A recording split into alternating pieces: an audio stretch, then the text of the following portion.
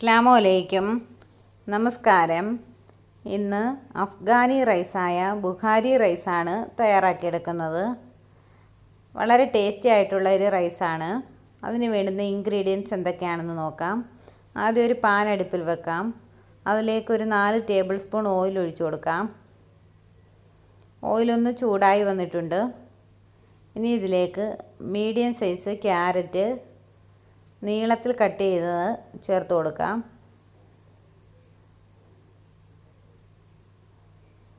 Carrot ഒന്നങ്ങ് വഴറ്റി കൊടുക്കാം. Carrot വഴണ്ടി വന്നിട്ടുണ്ട്. ഇനി ഇതിലേക്ക് 3 ഉണക്കമുളക് ചേർത്ത് കൊടുക്കാം. ഒരു പിടി ഉണക്കമുന്തിരി,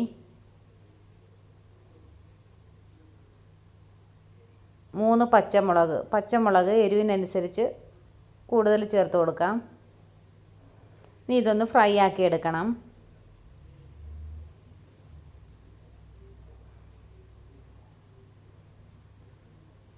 ഇത് ഫ്രൈ ആയി വന്നിട്ടുണ്ട്. ഇതിന് പാനിൽ നിന്ന് വാങ്ങാം. ഇനി അതേ പാനിൽ തന്നെ ഫ്ലെയിം ലോ ആക്കിയതിന് ശേഷം ഒരു കഷ്ണം പട്ട, ഒരു 4 ഏലക്ക, 4-5 ഗ്രാമ്പു, ഒരു നുള്ളു കുരുമുളക് ചേർത്ത് കൊടുക്കാം.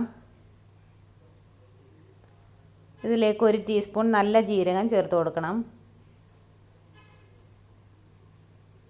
ഇതൊന്ന് വഴറ്റി കൊടുക്കാം.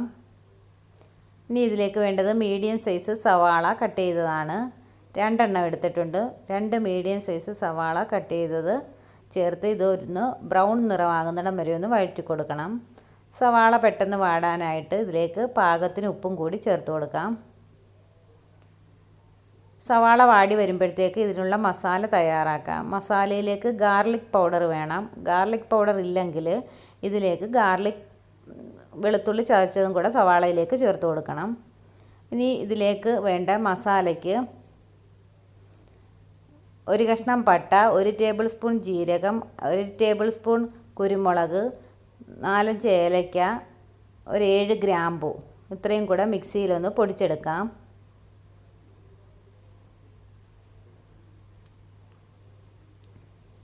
നന്നായി പൊടിച്ചെടുത്തിട്ടുണ്ട്. ഇതിലേക്ക് 1 ടേബിൾ സ്പൂൺ ഗാർലിക് പൗഡർ ചേർത്ത് കൊടുക്കാം. സവാള നല്ല ബ്രൗൺ നിറമായി വന്നിട്ടുണ്ട്. ഇതിലേക്ക് ചിക്കൻ ചേർത്ത് കൊടുക്കാം. 1 കിലോ ചിക്കനാണ് ചേർത്ത് കൊടുക്കുന്നത്.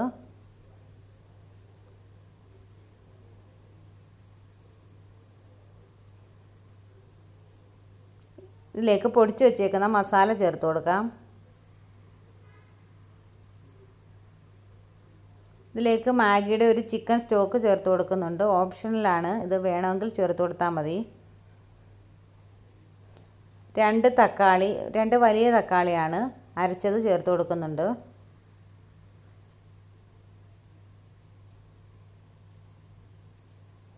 ഇതിലേക്ക് 1 ടേബിൾ സ്പൂൺ ടൊമാറ്റോ സോസും കൂടി ചേർത്തത് നല്ലതുപോലെ ഒന്ന് മിക്സ് ആക്കി എടുക്കാം. ചിക്കൻ ഒന്ന് ഫ്രൈ ആക്കി എടുക്കണം. ഇത് മിക്സ് ചെയ്ത്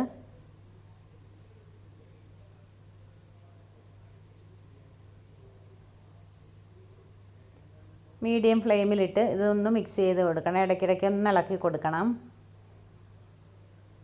ചിക്കനിൽ നിന്നൊന്ന് വെള്ളം ഇറങ്ങി തുടങ്ങുമ്പോൾ ഇതിലേക്ക് ക്യാരറ്റും ഫ്രൈ ചെയ്ത് വെച്ചേക്കുന്ന ക്യാരറ്റും മുന്തിരിയും കൂടെ ചേർത്തൊന്നങ്ങ് അടച്ചു കൊടുക്കാം.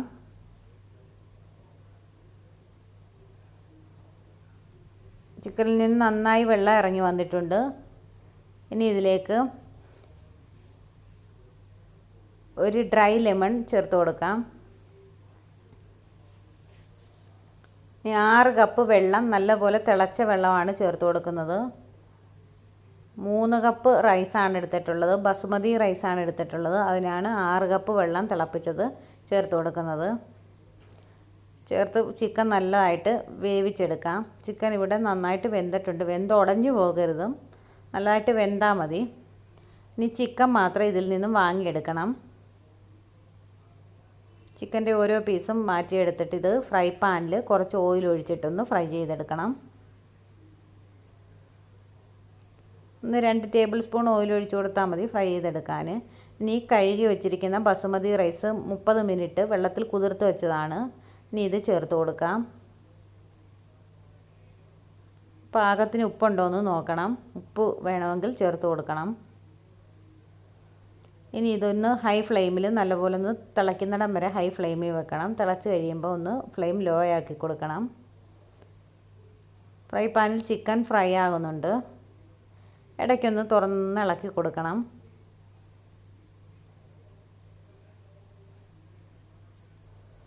റൈസ് പാകത്തിന് വെന്തിട്ടുണ്ട്.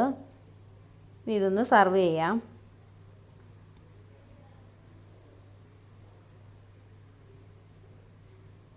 ഇതിലേക്ക് ക്യാരറ്റും മുന്തിരിയും ചേർത്ത് കൊടുത്തിട്ടുണ്ട്. ഞാനിതിലേക്ക് red capsicum, yellow capsicum, green capsicum കുറച്ച് ചേർത്ത് കൊടുത്തിട്ടുണ്ട് ചോറിലേക്ക്. വേണമെങ്കിൽ ചേർത്ത് കൊടുത്താൽ മതി.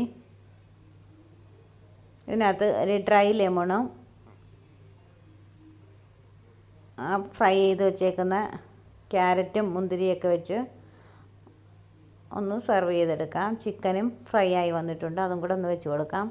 എല്ലാവരും ട്രൈ ചെയ്ത് നോക്കുക. ലൈക്ക് ചെയ്യണം, ഷെയർ ചെയ്യണം, സബ്സ്ക്രൈബ് ചെയ്യണം. Thanks for watching.